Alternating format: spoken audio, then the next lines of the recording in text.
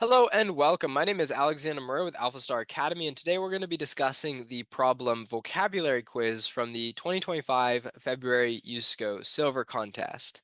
In this problem, we are given a word from a predetermined list of M words, and our goal is to determine the minimum number of letters that Bessie must speak before we are able to uniquely identify the words.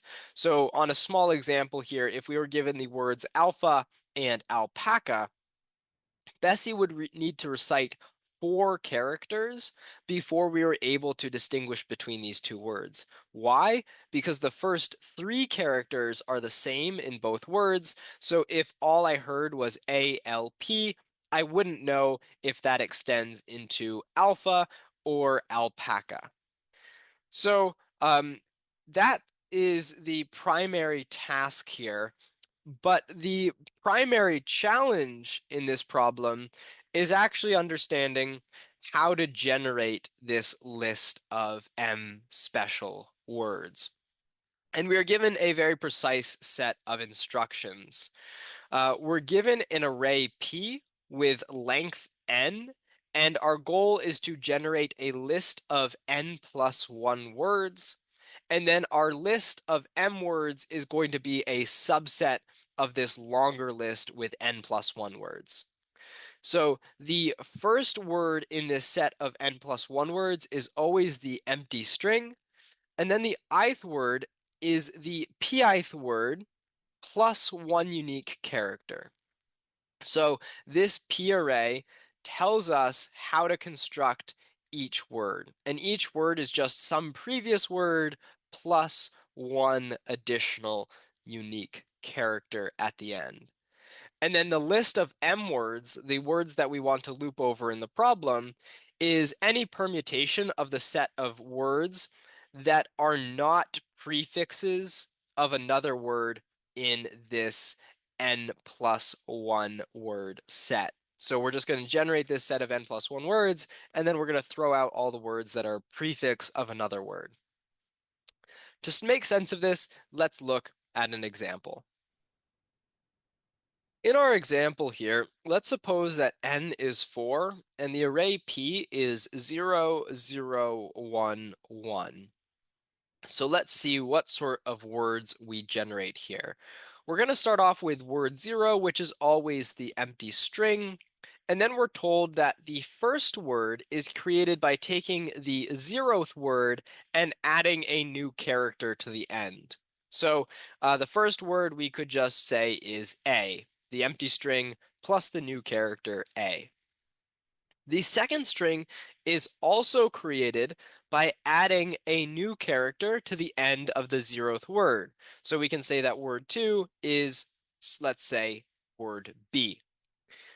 Word 3 is generated by taking word 1 and adding a new character to the end. So we could get the word AC. And then word 4 is also generated by taking the first word and adding a new unique character to the end, for example, AD. So this is our list of n plus 1 words, and then the question is, which of these words end up in our smaller sublist of M words?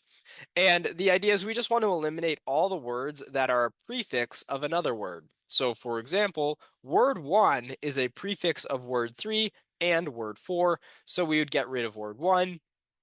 Word 0 is by definition a prefix of all of the words, so we'd also get rid of word 0 here. So we are left with just the words word 2, word 3, and word 4. And note that none of these strings are the prefix of another string. So this would be our list of M words that we have to loop over in the problem. And then, for example, if Bessie says A, we wouldn't know if the word is AC or AD until Bessie says another letter. So how do we approach a problem like this? Well, we want to take a look at this array P. Note that each element in this array P points from one word to another word, right? So this is saying word 1 builds on word 0. Word 2 builds on word 0. Word 3 builds on word 1.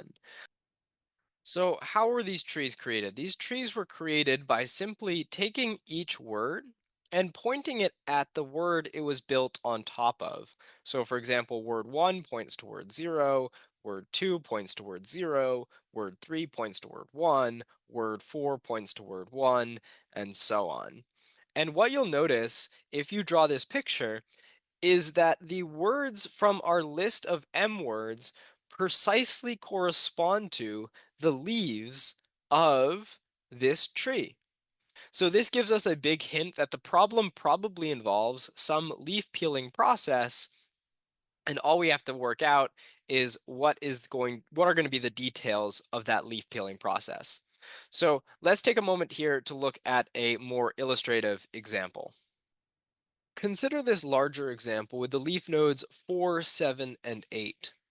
Suppose we want to know how many letters does Bessie have to recite before we are certain that she is currently reciting the word number 4. If she recites one character, we still don't know what word she's saying because 4, 7, and 8 are all currently reachable from node 1. But if she recites a second character, now the only node reachable from node 2 is node 4. So we're absolutely certain that Bessie is saying word 4. So at this point, we know that we could print a 2 and delete nodes 2, 3, and 4 from the graph. Then let's suppose that Bessie was saying word 7 next. If she was saying word 7 next, we would again start at node 0 and ask, how many steps do I have to take before I'm certain she's saying word 7? At word 1, it is still possible to arrive at both words 7 and 8, so I need to take another step. At word 5, it's still possible to arrive at 7 and 8, so I take another step, so this is my third step. And finally, when I arrive at node 6, it is certain that there's only one destination left, and that is destination 7. So I could print out 3 and chop off the rest of that branch. And then to arrive at the final word, that's free because at this point, there are no other words in my tree. So I know that the next word that Bessie has to say is word 8. So one idea you could take this tree, start at the root node, and just see how long it takes you to know that your path leads to a single leaf.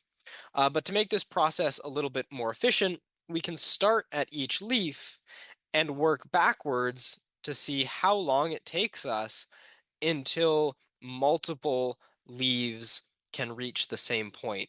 And we know that when we reach a node with multiple children. So we're just going to sort of start at a node, work our way backwards. And when we reach a node with multiple children, we're going to stop because at this point in time,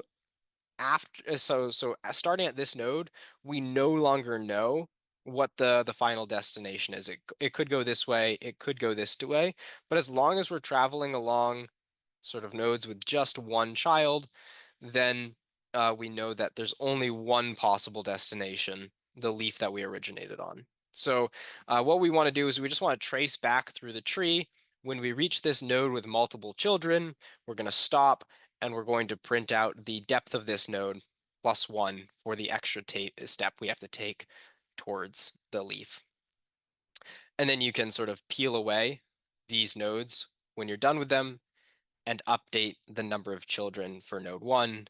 Then we can start at node 7, do the same exact thing. So we're going to peel away these nodes, and then we'll start at node 8 and do the same thing, peeling away these nodes until we're left with nothing. So let's try to implement this leaf peeling process in code. We're going to need to store two things for each node, the number of children and the depth of each node. So the depth is just the distance from the root node. In this problem, it also has the physical interpretation of being the number of characters in a word. We are now ready to begin coding our program. So we've got the variables n and p. N is the number of words we're trying to generate. P is the array storing the parents of each node. Then we're going to create two new arrays, edges and vertices. Edges will just store the number of children per node, and vertices will simply store the distance to the root node for each node. So this is just the depth of the node in the tree. And then we want to loop over the array P and fill in these two arrays.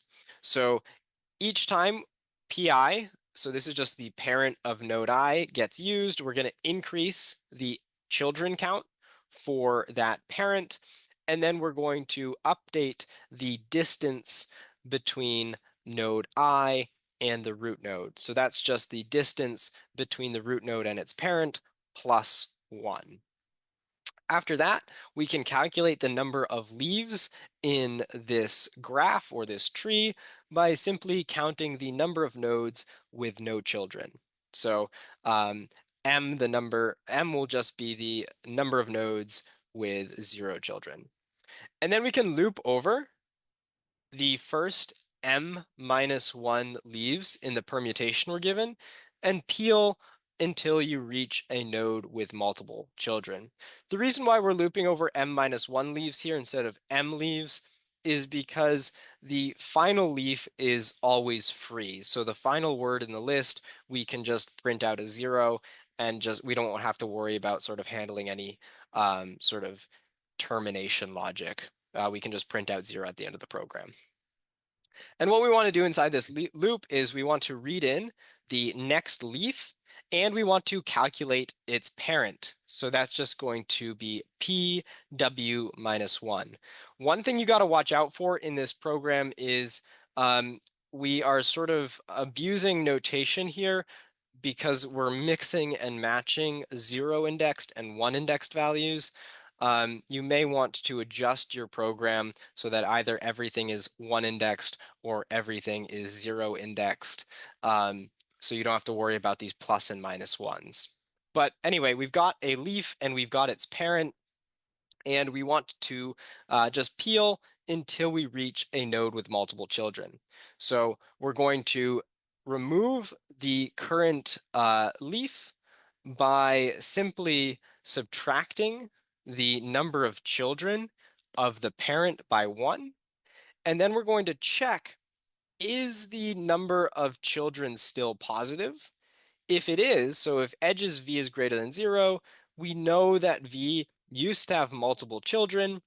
So if v had multiple children, we're done with our leaf peeling. We've reached the end of this leaf's journey.